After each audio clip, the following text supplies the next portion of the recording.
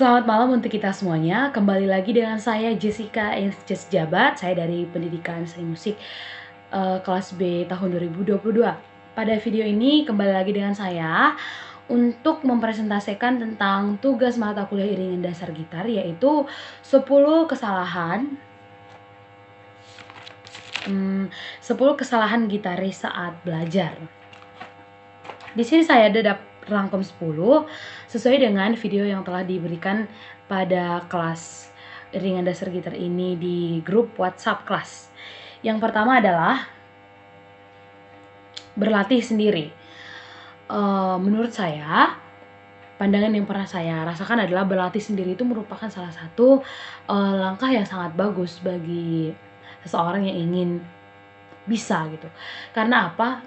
Menurut saya belajar sendiri itu merupakan satu hal yang seperti jauh lebih baik. Karena apa? Melalui berlatih sendiri kita itu mengetahui segala sesuatu itu dengan sendiri gitu. Kita mengetahuinya itu dari sumber yang kita cari. Kita bisa karena usaha kita murni sendiri tanpa bantuan orang lain gitu. Nah, tetapi ternyata pada dasarnya adalah bukannya berlatih sendiri ini tidak bisa, tetapi sangat tidak baik ataupun kurang baik dalam bermain musik. Kenapa saya katakan begitu? Karena dengan berlatih sendiri menurut saya itu merupakan satu usaha yang seperti ketika kita mencari tahu sesuatu itu mentok terhadap apa yang kita cari. Nah, ketika kita memiliki pertanyaan mengenai yang kita pelajari itu, kita tidak tahu bertanya dengan siapa, karena belum tentu yang kita ingin tahu itu ada di jawaban internet juga begitu. Lalu untungnya adalah kalau kita memiliki mentor ataupun pembimbing atau gitu berupa guru atau les private jika kita berkenan untuk di-privatekan dalam berlatih di sebuah alat musik, terus gitar gitu kan. Nah, jadi bentuk-bentuk guru dan mentor ini juga ada beberapa, baik itu guru private yang seperti saya katakan tadi, guru kelas, ataupun tutor sebaya, teman kita tetapi dia yang sudah memiliki ilmu yang pastinya sudah jauh lebih banyak dari kita, sehingga dia bisa mengajarkan hal-hal yang lebih kepada kita seperti apa yang diketahui begitu. Memiliki guru ataupun mentor itu sangat baik menurut saya. Karena apa? Guru dan mentor itu sangat-sangat membantu terhadap kesulitan yang akan kita hadapi dalam belajar. Fungsi guru ataupun mentor selain mengajari adalah memecahkan masalah ataupun kesulitan yang kita hadapi. Begitu juga dalam bermain musik ataupun belajar alat musik. Karena apa? Ketika kita memiliki pertanyaan ataupun sesuatu yang kita tidak tahu, kita langsung mengetahui. Kita langsung boleh mengetahui seperti apa jawabannya dan seperti apa yang seharusnya gitu.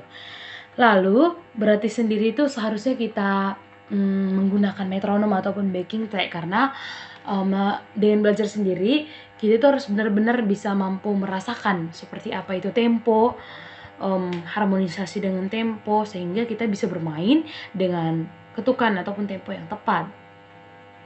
Lalu yang kedua adalah ingin langsung bisa bermain cepat. Nah, menurut saya ini merupakan salah satu ambisi bagi seorang pemain musik, apalagi dan bermain musik yang memiliki banyak sekali skill gitu kan.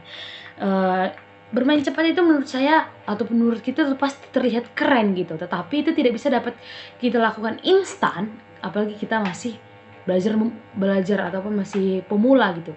Mengapa saya katakan begitu? Karena menjadi seorang musisi itu juga membutuhkan banyak proses dan latihan tentunya. Oleh karena itu, kita harus sabar dalam melatihnya gitu.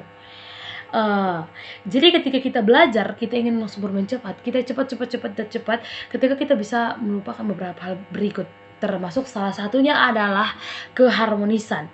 Terkadang kita karena ambisius untuk cepat ataupun seperti terlihat berteknik atau seperti keren gitu, kita bermain cepat saja, tapi kita tidak bisa menjaga keharmonisan dalam bermain lagu tersebut. Nah, itu menyebabkan pasti tentunya tidak menjadi suatu pertunjukan lagu yang sangat enak ya untuk didengar. Tuh bisa didengar menjadi sebuah pertunjukan yang kacau gitu, karena kita tidak bersatu di dalam keharmonisan dalam bermain lagu tersebut. Nah, oleh karena itu pentingnya kita untuk melatihnya secara bertahap. Percaya saja ketika kita rutin dan tekun melakukannya, kita akan bisa cepat kok nantinya dalam bermain musik. Lalu yang berikutnya adalah bending yang terlalu pelan ataupun terlalu cepat. Bending ini menurut saya ini merupakan tahap lanjutan kepada yang sudah bisa bermain gitar. Tentunya dia sudah mengerti tentang skill dan teknik gitu. Ternyata bending ini juga mempengaruhi enak atau tidaknya di dalam sebuah melodi, karena suara-suara melodi yang dihasilkan melalui dengan bending itu akan terdengar jauh lebih enak atau kedengarannya itu kayak ngeblus. Tetapi kalau misalkan tempo ataupun bendingnya tidak on tempo, itu akan mempengaruhi kualitas suara ataupun kualitas keenakan yang akan dihasilkan dari melodi tersebut. Karena apa? Bayangkan saja ketika sebuah nada tidak on time atau tidak on tempo, bagaimana jadinya ketika dia sudah tidak on tempo? Dia saja sudah tidak on tempo. Lalu bagaimana kita mendengar itu menjadi enak gitu? Ternyata maupun itu terlambat 0,01 detik ataupun 0,0011 detik itu sangat mempengaruhi enak atau tidaknya bendingnya. Makanya itu disarankan adalah ketika kita belajar bending, ada baiknya kita melakukan bending yang on tempo saja gitu. Tidak usah melakukan berbagai macam untuk bending, kita lakukan saja yang pada seharusnya. Lalu yang berikutnya adalah terlalu mengandalkan efek. Nah, kalau berbicara soal efek ini menurut saya lebih mengarah ke gitar elektrik ya.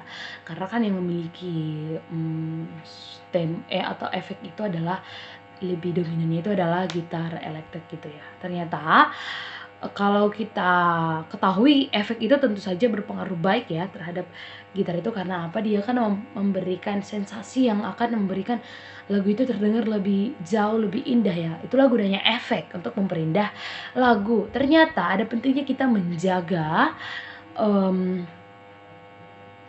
kepentingan efek tersebut. Maksudnya adalah kita gunakan sesuai dengan seharusnya saja.